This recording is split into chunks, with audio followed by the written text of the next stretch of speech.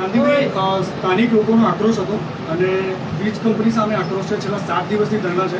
લોકોનું એ પણ કહેવું હતું કે ગાંધીભાઈ અહીંયા સુધી કેમ આવ્યા નથી 7 દિવસ થયા. હું 7 દિવસ પહેલાં અમે મારા બધા ભાઈઓ ભત્રીજો બધાએ લગભગ 100 જણાને મિટિંગ કરી હતી. ત્યારે કંપનીના અધિકારી પોલીસ સાથે મિટિંગ કરીને ગયો હતો અને મિટિંગમાં થોડીક માંગણી બેયની સંતોષકારક ન થઈ એટલે એ મિટિંગ માન્ય ન રાખ્યું અને હું બીજેથી બોમ્બે ગયો. 3 દી બોમ્બે સારવાર માટે મારે દર 20 દીએ જે ડોઝ લેવાનો હોય એટલે બોમ્બેથી આવી અને 2 દિવસ થયા હું આ જ કામમાં અને અહીંના અમારા બધા ભાઈઓ ભત્રીજાએ કોન્ટેક્ટમાં રહી અને 2 મુદ્દા હતા, એક પાણીના અને આના. એમના મુખ્યમંત્રી હર્ષભાઈ બે અધિકારી યારે એમને મિટિંગ થઈ, અહીંથી કલેક્ટરને બધાને બોલાવ્યા હતા અને એ રજૂઆતના આધારે 2 દી અહીંયા રોકાણ હતો અને આ 6ઠા દીએ હું આજે અહીંયા આવ્યો અને એ મારું ગામ છે, એમનો ઉકળાટ હોય એના હું ભેગો હોય. આ રાજ્યના મુખ્યમંત્રી પણ અમારી સાથે મિટિંગ કરી હતી, પોઝિટિવ છે, હર્ષભાઈ પોઝિટિવ છે અને જરૂર પડે તો અમે કેન્દ્રમાં અમારા ભાઈ શ્રી અમારા નરેન્દ્રભાઈ વડાપ્રધાન એમને પણ અમે રજૂઆત કરી અને કઈ રીતે ખેડૂતનો પ્રશ્ન હલ થાય એના માટે અમારી પૂરેપૂરી તૈયારી છે. પોલીસે માર માર્યો, નાના બાળકોને ડિટેન કરવામાં આવ્યા અને મંત્રીનું ખુદનું ગામ હોવા છતાં પણ પોલીસ જ્યારે ઘસડીને લઈ જાય છે લોકોને, તો એમાં આક્રોશ છે લોકોનો. પહેલાં સાંભળો, બધી બાબતમાં હું મારા બધાના કોન્ટેક્ટમાં હતો, લઈ ગયા એને પાછા મૂકી ગયા. આ બધું એક બધી બાબતમાં હતો. જ્યારે આ બન્યું ત્યારે હું એક દિવસ મારે ને સારવારમાં તરત જ બીજે દી એને હું એની પાછળ જ છું અને બધી આક્રોશ જે છે એના માટે મેં મારા ગામમાં ક્ષમાઈ માગી લીધી છે ગામના દીકરા તરીકે. એટલે એ ક્ષમા માગી અને જે અત્યારે જે નિર્ણય છે અને જેતપર ગામ પહેલેથી ને પહેલેથી લડાયક ગામ છે. હું 16 વર્ષનો હતો ને ત્યારે આ મોરબી તાલુકામાં ચોકી આપતા હતા.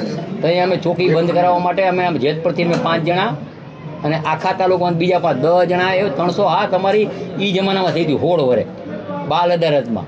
એટલે ગામ લડાઈ છે અને આ ગામના લડાઈ છે બધાને ફાયદો થશે. એ અમે કરશી હવે અત્યારે બેહીને બધું કરશી. આગળ પર તમે ગોપાલ ઇટાલિયા સાથે ચેલેન્જ કરી હતી ને ગોપાલ ઇટાલિયાએ વીજળીના મુદ્દે એવું કીધું છે કે વળતર નહીં પણ આનું ભાડું આપવું જોઈએ. આના માટે એ અમે અમારા જે આગેવાનો હોય રાજસ્થાનનું મગવી શું કરવું એ બધું ચર્ચા કરશી. 15 તારીખે બધા જ ખેડૂતો જવાના છે ગાંધીનગર. એ ડરના કારણે હવે બધા જ ધારાસભ્યો એ ગામડે પહોંચી રહ્યા છે, વિરોધ થઈ રહ્યો છે કે ના એવું જો સાંભળો ના એવું ન હોય. 2 વસ્તુ હોય, બધાને હક હોય ખેડૂતને રજૂઆત કરવાનો અને વિરોધ પક્ષને પણ વિરોધ કરવાનો હક હોય. હા એટલે એમાં કંઈ કોઈ એવું સરકારને ન હોય. અમારી ફરજમાં આવે, તમામ ધારાસભ્યની ફરજમાં આવે. મેં કેમ કીધું હું 2 દિવસ અહીંયા ઊભા થઈને બોલ્યા આવીને આ બધા હું કોન્ટેક્ટમાં તો રજૂઆત કરવા માટે મૂળ અંતે તો રજૂઆત આપણે ગાંધીનગર જ કરવાનું હોય. અહીંયા અમે કલેક્ટર પાસે ડીએસપી પાસે કરશી, એના હાથમાં તો કાંઈ છે નહીં, હું જાણું તમે જાણતા હોય.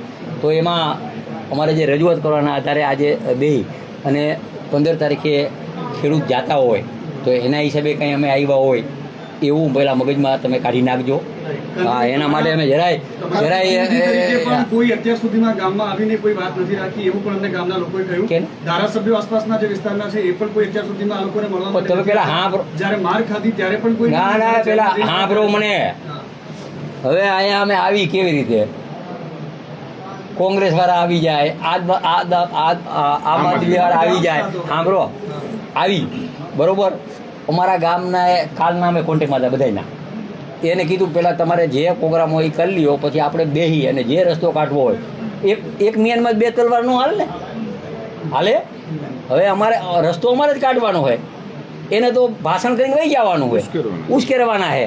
રસ્તો જે અમારે કાઢવાનો હોય એ પૂરેપૂરો કોકડથી રસ્તો નીકળશે એવું હું પ્રયત્ન કરું. અહીંયા જેટલા પણ ખેડૂતો છે જેને માર પડ્યો છે બધાને એવું કેવું છે કે જ્યારે પોલીસને કહેતા હતા તો એ કહેતા હતા ઉપરથી ઓર્ડર છે. ઉપરથી કયો ઓર્ડર આવે છે મારવાનો? જો પેલા સાંભળો છો આજથી લગભગ 7 દીથી હાલે. 7 દિવસમાં હું છે નહીં 2-3 જણાના કોન્ટેક્ટમાં હતો. એ કહેશે પાછા લઈ ગયા મૂકવામાં કયો તમે ભાઈ તમે કહો હું નહીં મારું. આપણે મંત્રી સાહેબ જ સતત પોલીસ સ્ટેશનમાં કોન્ટેક્ટ કરાવી ફોન કરી અને બધાને જવા દેવામાં આવતા હતા. પાછા એ મૂકી જવાના એમનો કરે. ગુનો શું? 3 દિવસ પહેલા જ્યારે ખેડૂતોને ડિટેન કર્યા હતા, એક દીકરા સાથે વાતચીત કરતા કહ્યું કે આ દીકરો બાહોશ છે.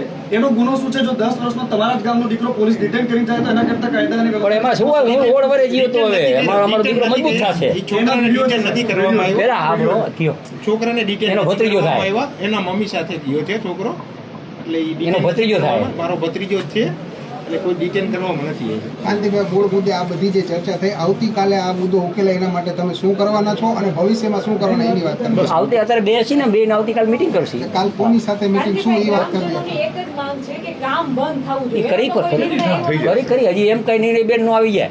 પણ ગ્રામજનો ના ના, એ અમારે ચર્ચા કરવી જોઈએ, પછી કરીને વાત કરી, ટાઈમ લઈ અને વાત કરી, એટલે હજી બે ને બે વાત કરી. અત્યારે સુધીમાં અત્યારે શું નિર્ણય લેવો છે? કે ને અત્યારે શું અત્યારે અમે બે છીએ, અમે અમારા અને ડેમેજ બધા. કંટ્રોલ કહી રહ્યા, મતલબ ડેમેજ કંટ્રોલ કહી શકાય ના ના કે આજે ના ઉગ્ર વિરોધ ના થઈ ના રહ્યો છે. ભાઈ, ડેમેજ કંટ્રોલ હોય જ નહીં અહીંયા કાંઈ. હું અલગ છું, પેલા રાજકીય માણસ નથી ભાઈ, તમે મારો પરિચય નથી. મારો પરિચય ના ના ના ન હોય ન હોય ન હોય ન. હું રાજકીય માણસ નથી. સાચી વાતમાં આજથી 97માં મોરબી યાર છે ને, આ બહેનું હોય ને, હા હા ખબર છે. હા, એ કેના અમે લડ્યો તો જાણી લ્યો ગામમાં. ત્યાં પણ હું આજીવન કેદમાં ગયો હતો, સાચી વાતમાં 97માં. એટલે હું કોઈ એવું રાજકીય ડેમેજ માટે આવ્યો નથી. મારા ગામના પનોતો પુત્ર હોવા ગામનો ખેડૂતને ફાયદો થાય, સરકારમાં સાચી વાત પહોંચે અને સરકાર પોઝિટિવ ખેડૂતને ફાયદો થાય એના માટે આવ્યો. કાંતિભાઈ, અહીંયાની આજુબાજુના ગામમાં પણ ઘણા બધા ખેડૂતો એવા છે જેમને ત્યાં વીજ પુલ નખાઈ ગયા છે પણ હજુ સુધી વળતર નથી મળ્યું. ત્યારે એ બધાય મુદ્દા લેવાના છે. ના, નેતાઓ ત્યારે આવીને વાયદા કરીને જતા હતા પણ પછી અત્યારે ખેડૂત ત્યાંના ત્યાં જ છે. તો આ એ તો ગંદી એ તો સ્થિતિ નહીં થાય તો શું? એ કોણ નેતા જીયાઓ શું કાંઈ કાંતિભાઈ, તમે જ જીતો છો અહીંયા કેટલાય ટાઈમથી. ના, પણ એ મારા વિસ્તારમાં એ મને કોઈ એમ કે કાનાભાઈ વાયદો કર્યો હોય. નહીં, કચ્છનો દાખલો છે કાંતિભાઈ. 15 વર્ષ પહેલા વીજ પુલ નાખવામાં આવ્યા હતા, હજી સુધી એનું ખદ્યું નથી મળ્યું. ખેડૂતોનો એ પણ આરોપ છે કે જ્યાં હું કચ્છમાં અહીંયાનો પ્રભારી હું, મારા પાસે કોઈ લેખિત આવ્યું નથી. ઓકે. હું અહીંયાનો પ્રભારી કચ્છનો, અને આવ્યું હોય છે સાંભળો કચ્છના પ્રભારી તરીકે, રાજ્યના મંત્રી તરીકે કચ્છમાં 15 વર્ષ પહેલાંનું વળતર નહીં આવ્યું હોય ને તો હું દેવરા વિશેની ખાતરી આપું.